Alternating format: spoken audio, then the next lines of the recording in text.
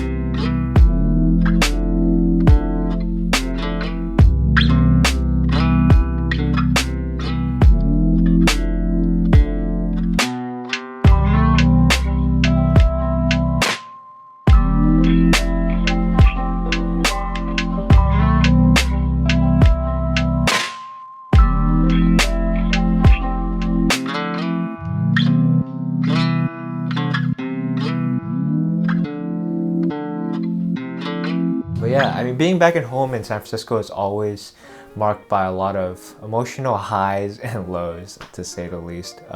Highs in the sense that there's a lot of people that I get to see when I go back home.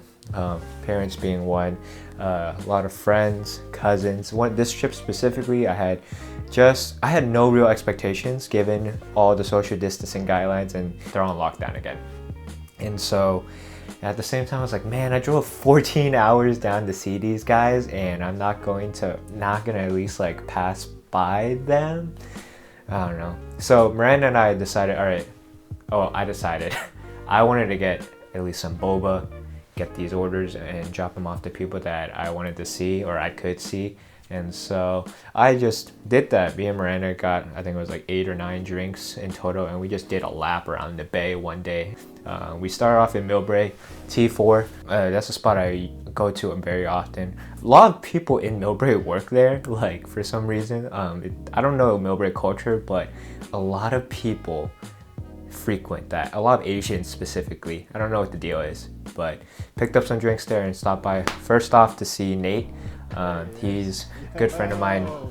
I mean, you've seen him in an earlier video, I'm sure, too. He also helps me second shoot a lot of weddings that I do on the side, as well as just been a good friend. Had to see that guy and good old Tiger, his dog. He's such a freaking good boy. I don't know. I love dogs. Also saw Chris and got some drinks for Nate's sister as well. And I don't know, we just chopped it up. We were just chilling there on this the equivalent of a New York stoop, I guess, shooting a breeze 6 feet away. And after that, we double backed to Daly City. We hit up my friend Chris Chu. Who's Chris Chu? Quick plug for his YouTube if you don't know. This guy, I look up to him as a creative, and he's a friend that I met through Nate in college as well. This guy's a goon too. Like, just he comes out in sweats and he's like, wait, don't show. I look like I live outside. I'll just run the clip. I just look like I live outside this house. That angle is no better. Thanks for the boba, guys. Oh. Oh no. All right. We then went down to see Danica, another college friend. We swung by her workplace. Homegirl came out. Yeah, she works with chocolates in terms of doing research for a company's product. And so she came out in her full-on lab coat, really sick, like embroidered on her chest, like her name, Danica, hair knitted off. And I was like, yo. And so we saw her at Chopped It Up too, just caught up. And after that, we swung by my cousin to drop off some early Christmas gifts because your boy didn't want to pay for shipping. Because I wouldn't be in town for Christmas. And initially I thought I was gonna see my cousins, but as cases got worse, I had already bought the presents and I didn't want to ship them again. So I figured I might as well just hand deliver them when I was in the Bay. So that's what I did. Sent out to my cousin Phoebe. Homegirl was always the one that was just like, I don't know, helping me. Maybe SAT prep, I forget. It's been many years, but she's always been the educational cheerleader, if that's a good way to put it. I don't know. But after that, it was good to see her. We continued to make our way down. I think now we're in Palo Alto. We saw Vanya. She's Miranda and I's friend from college, and she entered into a mentorship with Miranda also. And so they've kept in touch, and we just dropped off some Thai tea at her place too. And after Vanya, we continued to make our way down. Oh, pro tip before I continue. If you haven't considered this as a rest stop on your road trips, you need to do so. Targets. I'm telling you right now, best bathrooms to stop when you're on a road trip. The Targets. I cannot speak enough praise for Targets. Anywho, between Vanya and Janice had to go pee at a Target, which is why I say this. But Janice, afterwards, she was actually in our graduating class. We were all in the same major too, took a lot of classes together. So we had to say what's up to her and her neighbor, the squirrel. I don't know the squirrel's name, but there is actually a neighbor squirrel that was watching us as we were talking. And after that, it was just like, one more. We double bagged up to Union City. So if you know Bay Area and you're following us on a map, we're all over the place at this point. You can see how it took like maybe 6 hours just to do all this. Double back to Union City to see hi to Casey. Homegirl was still working. We felt so bad. She couldn't stay to talk much and we got it. But I was like, man, that sucks. My cousins also swung by and dropped off a gift. I need to show you. This one's freaking insane. Like my cousin's wife asked, hey, what's your shoe size? I'm like 7.5. And I really wasn't expecting anything. Like I thought she was just gonna get me a pair of Vans or something simple. And I was like, I had no expectations at all. Homegirl pulls up. Let me show you what box she pulls out. Okay.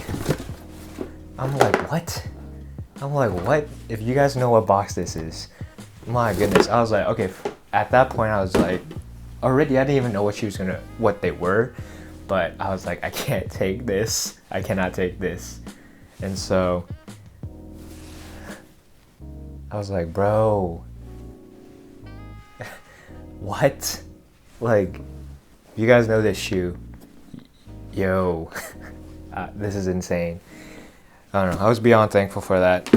They really didn't have to. So shout out to you, Benny and Colette. Y'all did too much. In addition to seeing people, being back home, being back in that room from college, not from college, what am I saying, from high school, like my habits of decluttering have changed a lot since I've graduated, and I've gotten more strict about things that I own. And so being back home was a chance to always declutter a little bit, because I know at some point I'm gonna have to address those things in my room. I'll just run the clip. Okay, I don't know about you guys, but like I keep a lot of the boxes of things that I think I'll eventually sell. So this is a 2013 Mac box, Iron Man, like little Spider-Man, a little Captain America also. 7th grade karate class. These are those belts. There was also a period in my life where I thought it'd be really cool to print out my Instagram photos, and I had them on a wall. I don't know if maybe I'll find a photo, but like I literally just printed the photos out because I thought they were cool. This is my high school backpack. This is like my middle school backpack. 又想買埋佢。 No, I need to donate or throw it away. 呢啲唔好到呢啊！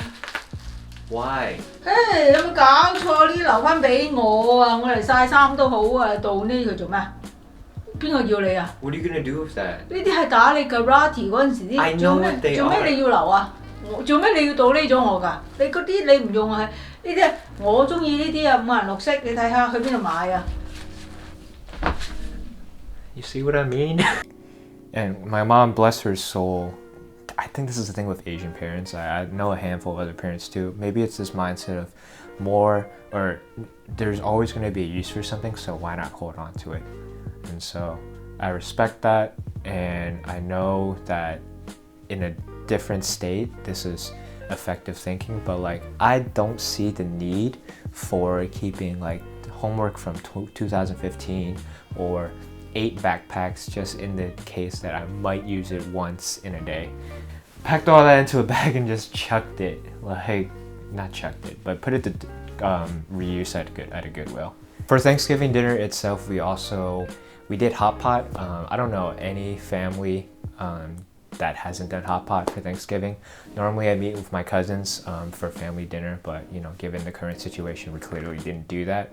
After swinging by Japantown, we picked up some good meats at Japantown. Miranda was like very much like, yo, because her family makes really good food and they know how to make good food. So her standards for hot pot were like, yo, we need to get good meat if we're going to do this Thanksgiving dinner right. And I was like, I respect that. All right, that was a good night. I was just very thankful for that that family interaction with my family.